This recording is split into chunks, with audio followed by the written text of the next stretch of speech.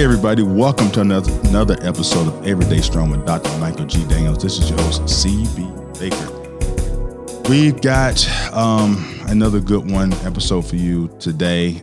At the recording of this episode,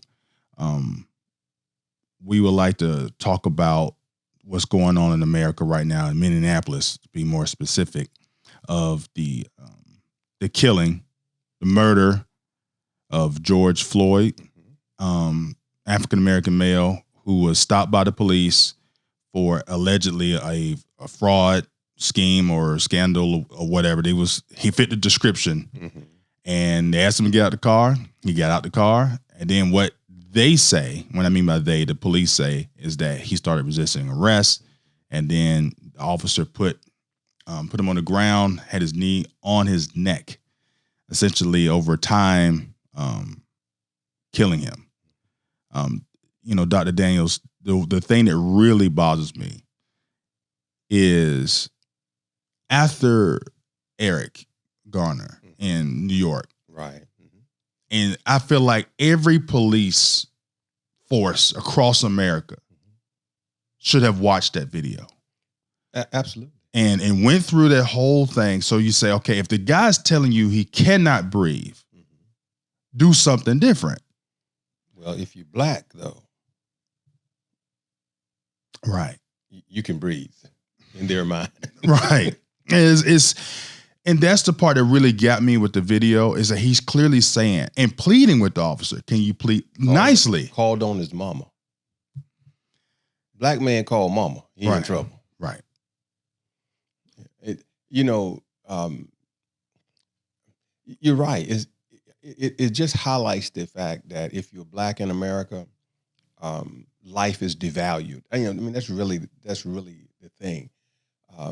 Like you said, their initial take, because they've changed their minds now, which is why now it's a murder charge. Right. Their initial take was that the guy supposedly was resisting. But what they should have known, since they are policemen, is that, number one, you have body cameras that you cannot erase. Two, that you're in front of a store, and most stores now have video cameras. And it just so happened that one of the stores decided, don't know what made them decide, to release a videotape to, I'm trying to think of the lawyer's name, but it's civil rights attorney. So anyway, he popped it up on his website. So now the news media, of course, now has it, and it clearly shows that there was no resisting of arrest. They go to the car, the passengers in the car get out the car, no sweat. They follow his orders. He gets out the car, no big deal. They take him, they put his hands behind his back, they handcuff him, and they sit him on the ledge of the store. He's sitting there. Then another police car pulls up, and then they grab him and take him, toward the car. It's not like he was resisting arrest. Right. They were manhandling him, and he was handcuffed. So if you got your hands cuffed behind your back, how am I resisting arrest? Right. So it just highlights the fact that in America, if you're a black man, then automatically there is fear. And the sad part is that the other officers, as you know, stood there and watched. Yeah. So people always say things like, well, you cannot blame the other officers for one bad seed. No, that wasn't a one bad seed. Right. That's a group of officers that felt comfortable watching this man be brutalized. So there's no need in saying that they were good officers, and except for one. It is a climate, of how people think. I'm not saying that all white people think that way, but I don't know if you saw this or not, but there was another video that came out of an event that happened less than 48 hours ago, where a white female was walking her dog. Oh yeah, I've seen that. Right? You're walking your dog off leash, which is illegal. Right. Black man tells you, hey, put a leash on the dog, because after all, you may say the dog is friendly, but that don't mean we know the dog is friendly. Right. And what does she do? She approaches the man and tells the man to get out of her face. So the man starts filming her. And then she tells the man, if you don't stop filming me, I'm going to call the police. And then she calls the police and lies and says that this man is trying to attack her. And when the police don't respond immediately, she gives a fake cry, help, he's trying, fortunately, for him, he did have the recording. Right. Fortunately for him, when the police came, they were no longer there because he probably would be dead right now because they would have shot first, asked questions later. Right. And fortunately, her employers saw the video. Right. And so that they have suspended her. They should fire her. They did. I saw the report today. They did fire her. Right, because her behavior demonstrates how she feels toward blacks, and I'm sure some of their clients are black. Right. It just boils me when people say that we're in a race neutral society when they know we are not. Right. The one thing that I don't know if what corner we're turning, but it seems like it's something like the lady got fired. The video came out. The lady first they put on administrative leave, then they fired him. Mm-hmm. Then with the Minneapolis police department immediately fired all 4 people, and then a couple of days later charged them with murder. Right. Let's put it in the system. Justice system. Let's put it in the system. So we know 10 years, not even 10 years ago, maybe 5 years ago, that would not have happened. No, and I applaud those two. I mean, I certainly applaud that mayor. Right. I'm sure the mayor in the other county has something to do with that immediacy because the mayor in the county beside him was a black mayor. And he said that the two were friends, and he had already called that mayor up, and they had conversation about it. But the video was just so shocking. Yeah. It would be difficult. I shouldn't say it would be difficult because we know with the young boy in Baltimore that they arrested him for riding a bicycle. Right. He's dead now, and they swear up and down that nothing happened. But, that's another story. But reason why I say we still have a long way to go. Think about the EMT, the young lady that just a couple of days ago, her and her husband were in their home, and they had a warrant, a no-knock warrant. So they go to their house, and they hear someone outside, but it's a no-knock warrant, so it was unmarked police cars, and it's plain clothes people. So and she's an EMT. He himself has a permit to carry a gun. All right, but he's in his home, so you really don't need a permit, but he has one. Right. He hears the people outside, thinks it's a home invasion, dials 911, and says, there's someone trying to break in my house. Right. So you would think at that point, someone would have relayed to the police outside that he thinks someone is trying to break in his house. Right. Well, they kick the door in, and he shoots because he doesn't know who they are. Right. They open fire on the house, and they put 8 bullets in the woman, and she's in a bra and panties, and she's dead. Wow. Okay. They charged the man with attempted murder of a police officer. He's locked up right now. So I'm saying in Minneapolis, they did the right thing. But here's a person that called 911 and said, I have a home invasion. So obviously he wasn't trying to kill a policeman. Right. They were in plain clothes. His assumption is someone is trying to come in my house. Doesn't he have a right? They always talk about Second Amendment rights when it's dealing with white people. Mm-hmm. But with a black man, you don't have Second Amendment rights. Right. They don't say that you have a right to defend your home. You have a right to do these kind of things. It is such a double standard. It is, and I wish that there was a way for white America to really come to grips with what it's like to be a black man in this country. Yeah. Because I don't care how successful you are, it doesn't matter. You are still viewed negatively and as a threat wherever you go. Yeah. It is a major issue. I'm going to ask you a question. So I know the police chief in Minneapolis is he's really at a no-win type situation at this point. Because I don't know if you've seen the video of them riding. You know, they're literally, the people have smashing those police cars at the police station. Right.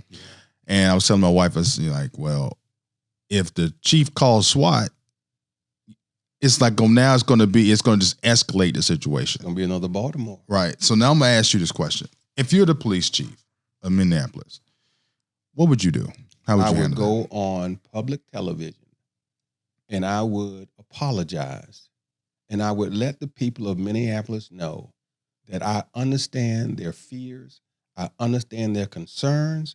And here's what we're going to do. We're going to make sure that those 4 men get a fair trial, but they're going to be tried. And they're going to be tried just as if any other person would be tried. When the problem that he has is that the police union has come out and said, why are they being treated unfairly as if they're guilty without a trial? The four policemen. Right. That's what the police union has said. So it kind of, gives a feel that, well, okay, you may charge them, but are you really going to convict them kind of thing? Right. Will they get a change of venue like what happened, out in California when those police officers, beat Rodney King to within an inch of his life? You get a change of venue. You go to a white area so they can find you innocent. See, oftentimes when police do these kind of things, that's what they do. Yeah. Same thing happened in New York, right? When they killed a young man, they ask for a change of venue. They move it to where it's an all white or predominantly white area, and there are no blacks on the jury. Those kind of things. So I understand their frustration. He needs to push that issue to let people know that no, hey, listen, we're going to treat them just like anybody else. See, if I kill a policeman, there's no change of venue. Right. They don't say, we think you can, you can't get a fair trial here, so let's move you to a place where it's full of black people. Right. Where they really are my peers. Right. Who really are afraid of police, so that I can get a fair trial. Right. Because the second your lawyer say that, the judge is going to shoot it down. Right. But for them, they do it, all the time. Well, they can't get a fair trial. Well, yes, they can. But you're moving them not where they can get a fair trial. You move them so they can get preferential treatment. And that's unfair. They need to be tried where they did the crime at. Right. It's just that simple. That's what that's what happened to black men. You get tried where you did the crime at. So I mean, again, I don't want to push it too far, but I think that's what the police chief needs to do. He needs to enforce upon the people that we're going to treat them just like we treat anybody else. See, this idea that you're innocent until proven guilty is never been true for a black man. A black man is guilty until proven innocent. Yeah. As evident by the fact that they just told them, get out the car and handcuffed them. Right. They didn't ask him any questions about anything. All they said was, you black, get out the car, and they handcuffed him. Right. Well, it's a nonviolent crime, even if it was forgery. Right. Why do I have to get out the car and you handcuff me? And you don't ask me any questions. He's saying, what are you arresting me for? Get out the car. Get out the car. And handcuff him. So would you think, are you saying that this whole system is nationwide for is basically racism embedded in the police force? The training of police officers takes them to a position where even they believe that blacks are more likely to be violent than whites. Now, and I'll tell you why I say that. I had the privilege a few years ago of being asked to come to a sensitivity training for senior police officers, okay? Chief of Police of Chesapeake was there. Deputy Chief of Police Virginia Beach was there. Chief of Police, Deputy Chief of Police for Newport News was there. Chief of Police Hampton. Senior police officers, right, were there. Norfolk State's senior officer. And the trainers, it was a white female and a black male. The white female made this comment. She said that statistics show that blacks commit more crimes than whites. And I said, that's not true. And she said, yes, it is.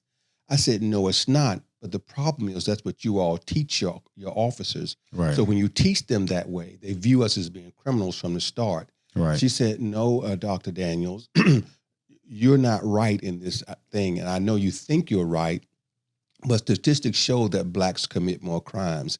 I said, let me explain something to you. I have taken statistics and I understand statistics. Maybe you don't.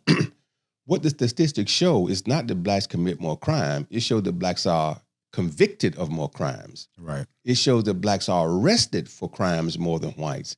I said, let me give you a simple example. I'm an ODU alumnus. At the time I went to ODU, it was a predominantly white school. Probably about 5% of students were black. Right. But also I'm a Norfolk State alumnus because I went to both schools. Now, when I go to a Norfolk State football game, they tailgate, all right?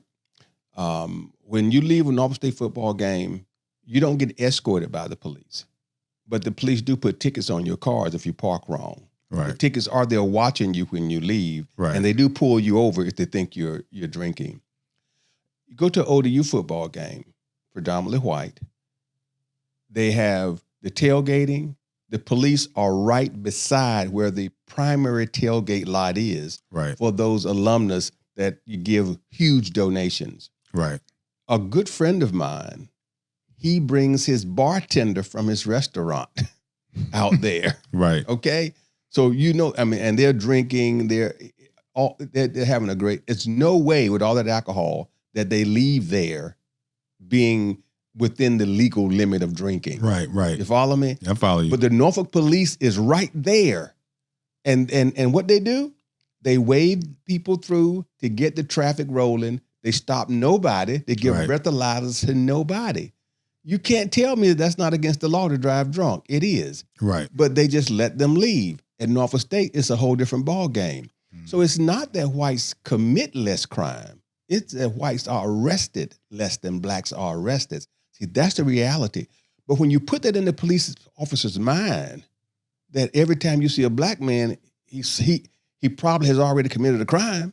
Right. It sends the wrong message. I blame the training of police officers for these problems, and I blame the unions when they refuse to accept that there are police officers that are racist, in their ranks. Yeah.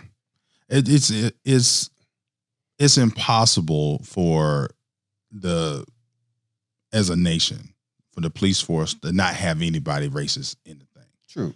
So you got to put forth a type of system that at least lowers the ability for racism to seep in it. And that's supposedly what the justice system is supposed to be. The lady's sitting there with the two things and she's blind. That's what it's supposed to be. Right. But you cannot go and stack things up like the lady with the statistics, in there. That's stacking the deck against black people. Because if you bring a person out of the academy, you put them in the academy, and first thing you tell them is this statistic. Mm-hmm. Okay. So now you say, okay, now I want y'all to go work in the hood. Like little kid riding his bike down the street, they see criminal, and they just Not just little kid. Yeah. They see you walking down the street. You know what I'm saying? They see criminal. It's like, but I'm saying like when you see a little kid that's on his bike just going to the basketball court, right? They're seeing, what is he running drugs with somebody? Is he just like, he's just on his bicycle, Now, if you see him riding his bicycle 10 times in the same direction and stopping on a corner that drugs are sold at, okay, I get that. But if he's just randomly on the street riding his bicycle, why are you even approaching that? I even say this. If you see him stopping at the same spot, that don't mean he's running drugs. Now, I'll tell you why I say that. Because when I was a kid, I knew drug dealers.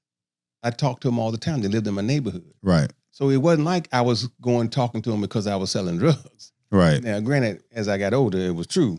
But I'm just saying when I was a kid.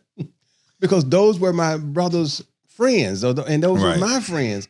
So you would just, you you want to be big, you want to be grown. So Right. you ride by, you stop and you talk to them, and they might tell you, leave me alone, going over here. Then you would come back, you would do things like that. So I'm gonna ask this question. Since we're on talking about the kids,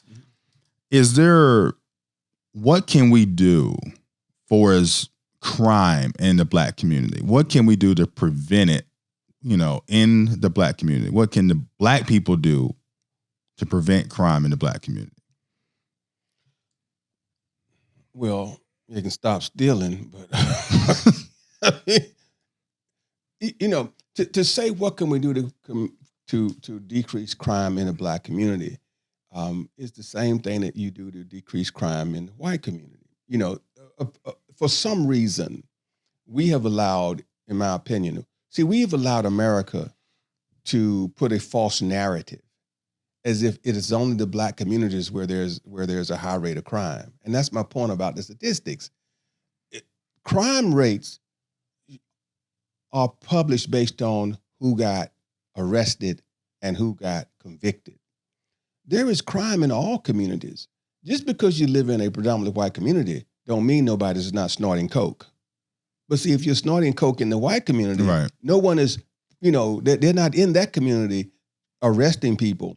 They go to the minority community where the person comes to buy, the white person buys the coke.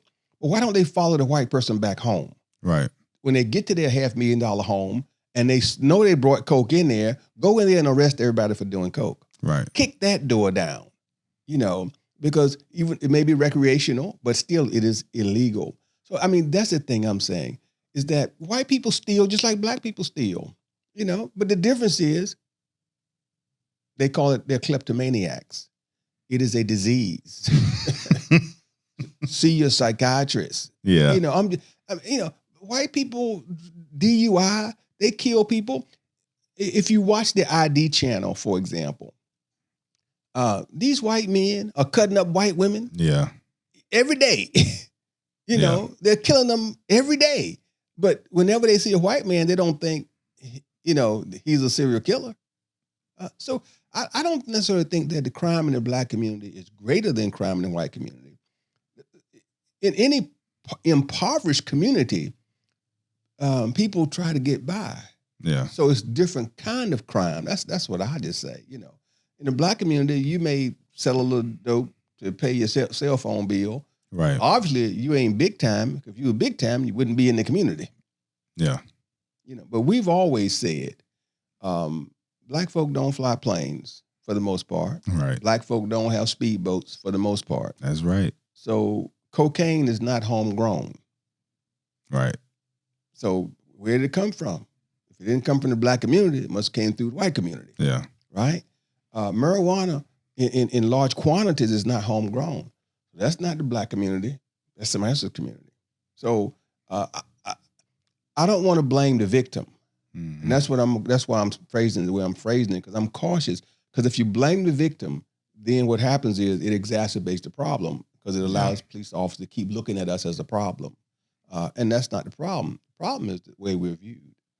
I've always said that if you want to make a statement, I've always said, you want to make a statement, have 100 to 200 Black men walk to the police station to fill out applications. You already, then they're going to say, I said, that ain't the point. The point is you're saying, okay, it's time to change the system. We're going to change it from within. Out of 200 people, they got to hire somebody, because they don't want on their books 200 African Americans applied and 200 African Americans, denied, Right. the application. So apply to work in the police force. And I was going to talk about earlier is the police got to start policing themselves. That's the key. See, you hit the nail on the head. And you keep on talking about. Yeah, so you're right. They need to police themselves, because those 4 other officers that was there watching him do that, when the guy said he couldn't breathe, like I get it. You're in the zone, you're making sure everything's going on. But the second you hear somebody say, "Hey man, I can't breathe," you go say, "Hey, Get off of him. Then if he don't move, push him off of him. Right. And then even if he got an issue with you pushing him off of him, y'all could take, we used to say that in football, you can take this locker room. Same thing with the police. Like, we can handle this. We can talk about it later, but you're not going to have this guy. Like, now I'm getting charged because of you. Stupidity. Right. Right. No. Like, you need to get off. You got to police yourself. The guy says help. Right. He says, I can't feel my legs. That's a key stress right there. If I can't feel something, that means that pressure point on my neck is causing me some real problems. Right. See, you really hit it where it really needs to be. The problem is police don't police. Police protect police. And they say all the time that that's not true, but that's a bold-faced lie. It is true. All right. The unions always come out trying to protect the police. I don't care what happens. They say it was justified.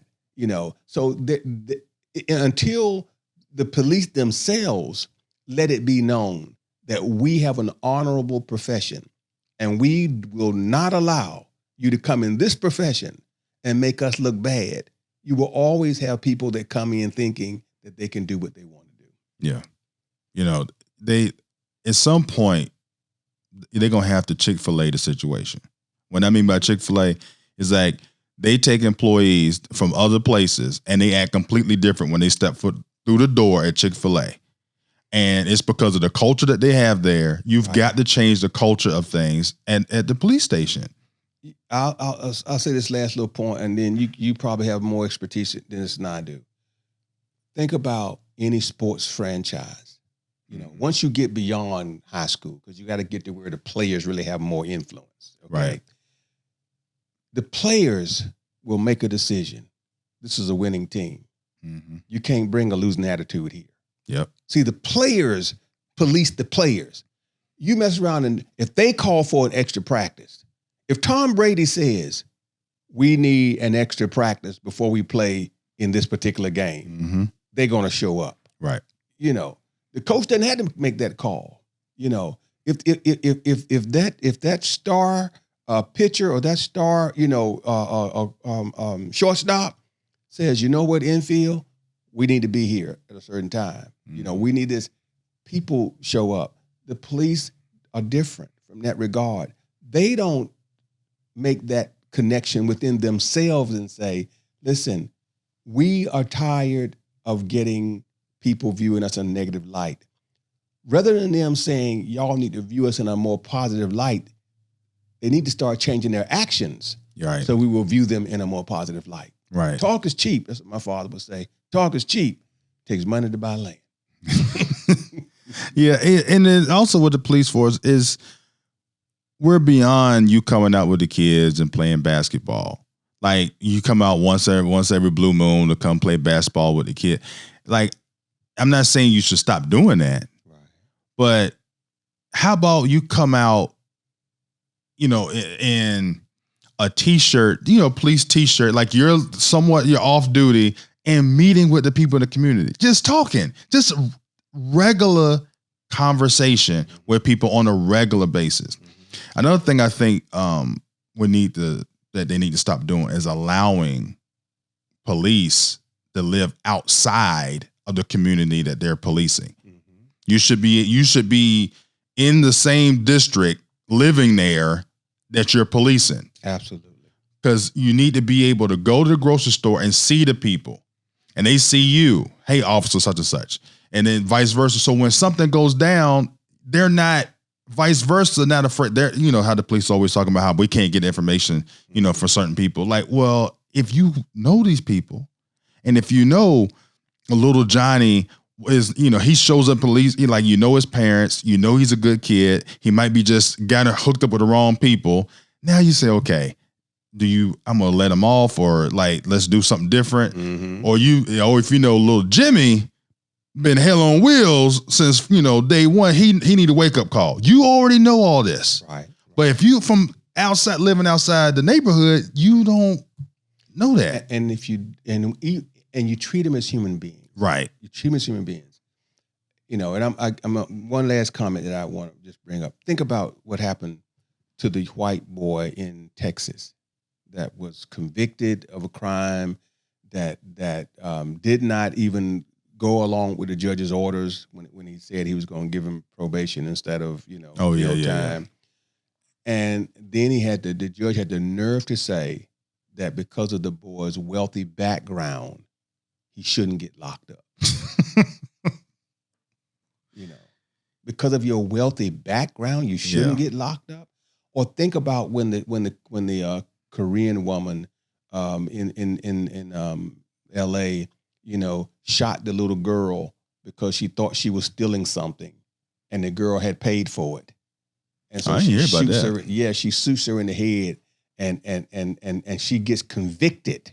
Okay, she gets convicted, and the judge says, white female judge says, well, it really wouldn't benefit society to lock her up, because I think that she has already suffered enough to know that she erred in shooting the young girl.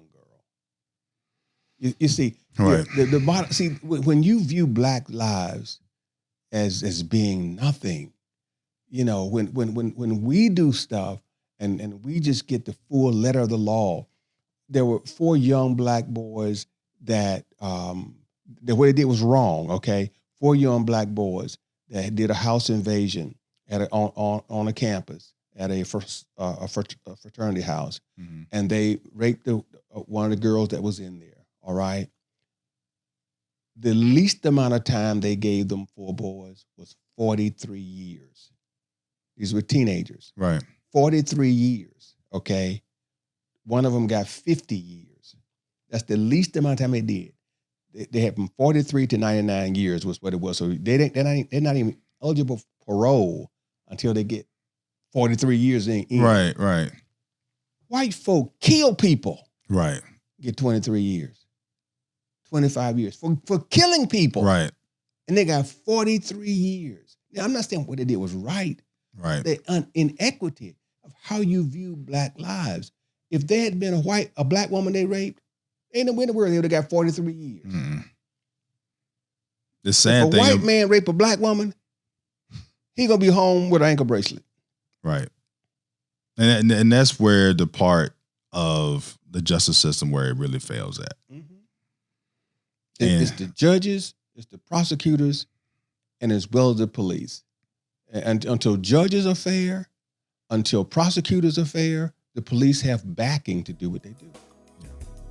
It really is a shame. I mean, we can keep going. I know we're way past our normal time frame. No, we good. Yeah. I don't know. It's just such a volatile thing. I guess we probably need to do a series on it or something. Yeah. I don't know. Yeah. All right. So thank y'all for listening. This is your host, CB Baker. Till next time.